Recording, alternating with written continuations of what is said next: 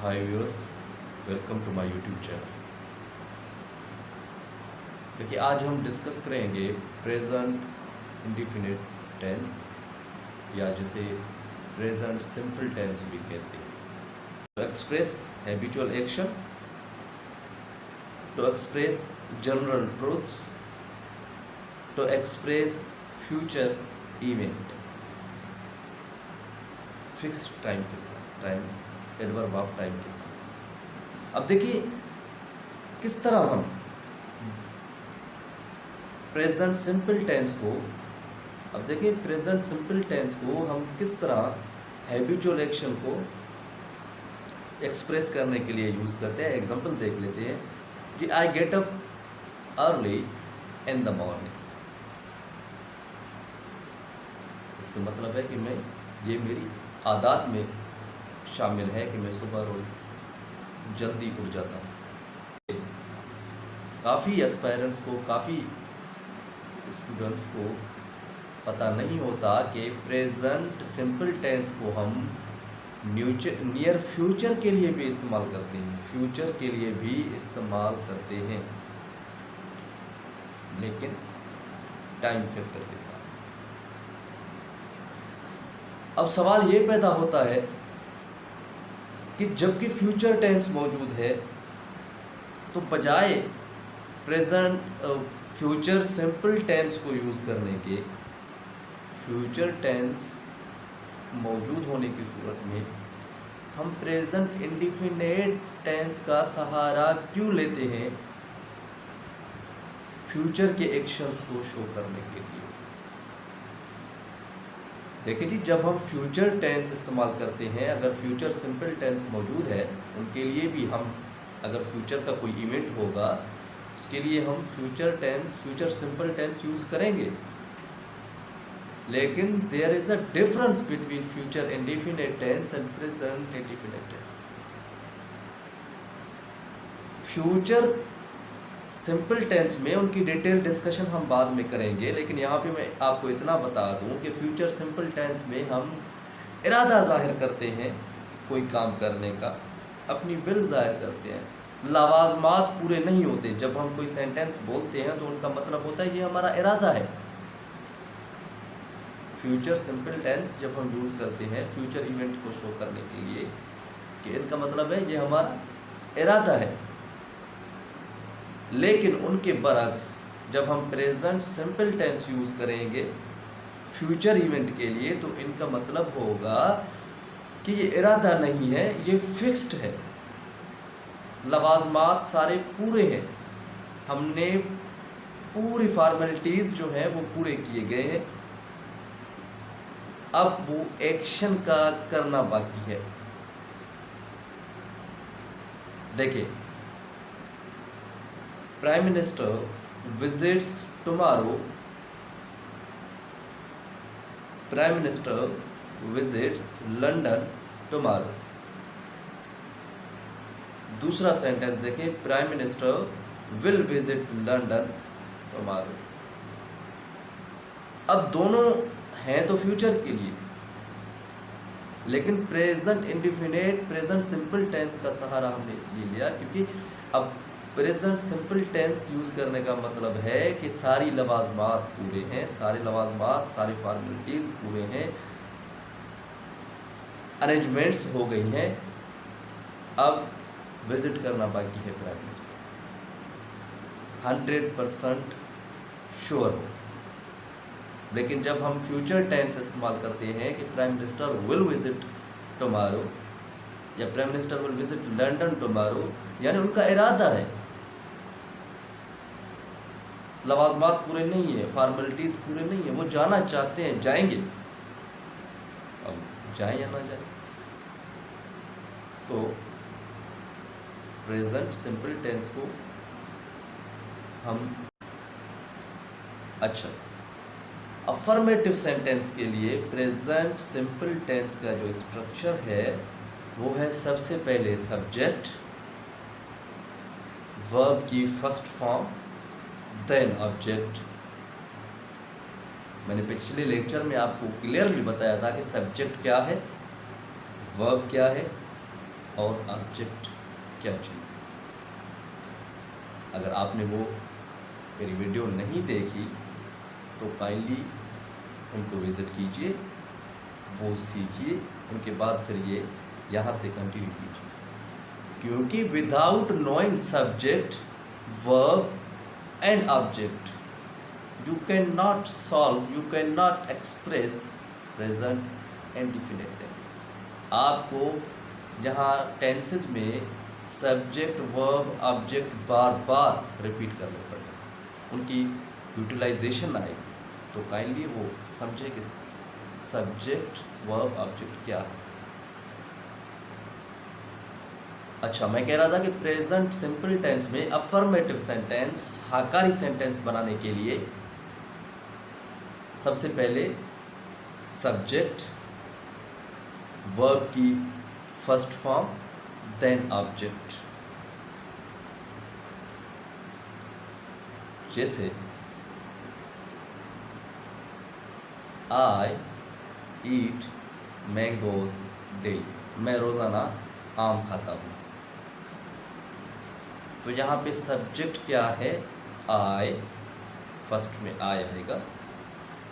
Then खाने को जो वर्ब है खाता हूँ, तो इसका वर्ब होगा ईट, फर्स्ट फॉर्म ईट है, आई ईट। और ऑब्जेक्ट क्या है, मैंगोज, आई ईट मैंगोज डेली, मैं रोज़ाना आम खाता हूँ। मैं रोज़ाना स्कूल जाता हूँ, I go to school daily. Subject, verb की फर्स्ट फॉर्म, देन ऑब्जेक्ट। यहाँ पे एक छोटी सी बात आपको जहन में रखनी पड़ेगी, है तो छोटी सी बात, लेकिन आप मिस करेंगे तो ये इनकरेक्ट सेंटेंस में शामिल हो जाएगी। छोटी सी बात है, आपको याद रखनी चाहिए कि जब सब्जेक्ट सिंगुलर होगा, ध्यान से सुने, जब सब्जेक्ट सिंगुलर होगा तो वर्ब की फर्स्ट फॉर्म के साथ हम एस या ईएस का इजाफा करते हैं। मैं रिपीट करता हूँ, जब सब्जेक्ट सिंगुलर होगा, सेंटेंस में सब्जेक्ट सिंगुलर होगा, हम वर्ब फर्स्ट फॉर्म वर्ब के साथ एस या ईएस का इजाफा करेंगे, देन ऑब्जेक्ट यूज करेंगे। आई एक्सेप्शनल है, आई सिंगुलर तो है लेकिन उनके साथ हम एस या ईएस का इजाफा नहीं करेंगे, वो एक्सेप्शनल केस है। बाकी सारे सिंगुलर सब्जेक्ट के साथ हम एस या ईएस का इजाफा करते हैं। कैसे, एग्जांपल्स करते हैं हम। डॉक्टर मरीजों को चेक करता है। अब यहाँ पे डॉक्टर सब्जेक्ट, चेक करना वर्ब, मरीज जो है यहाँ पे ऑब्जेक्ट। तो सबसे पहले सब्जेक्ट हम रखेंगे अकॉर्डिंग टू स्ट्रक्चर। सब्जेक्ट है डॉक्टर, तो हम लिखेंगे डॉक्टर चेक, वर्ब की फर्स्ट फॉर्म। लेकिन क्योंकि डॉक्टर सिंगुलर है, सब्जेक्ट सिंगुलर है, इसीलिए हम एस का इजाफा करेंगे। डॉक्टर चेक्स, देन ऑब्जेक्ट आएगा patients, doctor checks patients, doctor मरीजों को चेक करता है।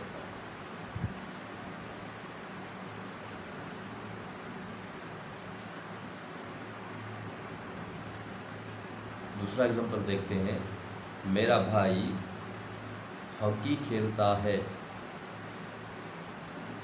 मेरा भाई हॉकी खेलता है। यहाँ पे सब्जेक्ट क्या है, मेरा भाई, तो माय ब्रदर। देन वर्ब की फर्स्ट फॉर्म, खेलने का जो है प्ले, वर्ब की फर्स्ट फॉर्म है, तो यहाँ पे क्या होगा, प्लेज। एस या ईएस का इजाफा करेंगे, तो यहाँ पे एस का इजाफा करते हैं।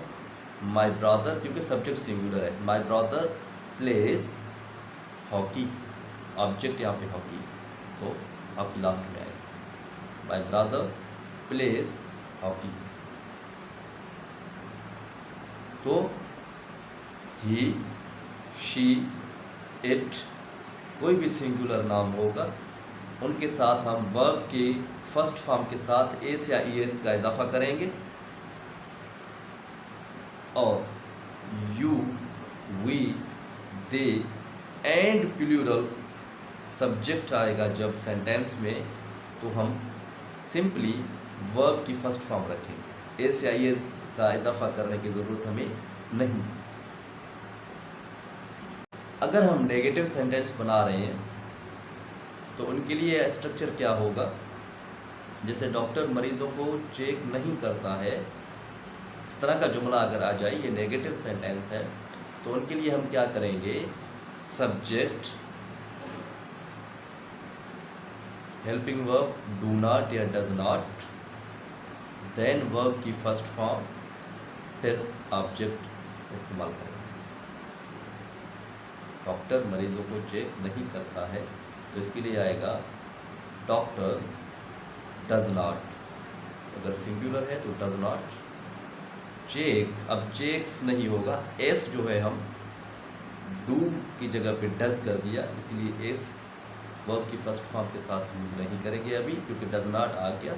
तो उसके बाद हम करेंगे check patients, then object. Doctor does not check patients. क्या डॉक्टर मरीजों को चेक करता है? ये इंटरोगेटिव सेंटेंस है, सवाली सेंटेंस है। इनके लिए हम सबसे पहले हेल्पिंग वर्ब डू या डज इस्तेमाल करेंगे, देन सब्जेक्ट, फिर जो है ऑब्जेक्ट।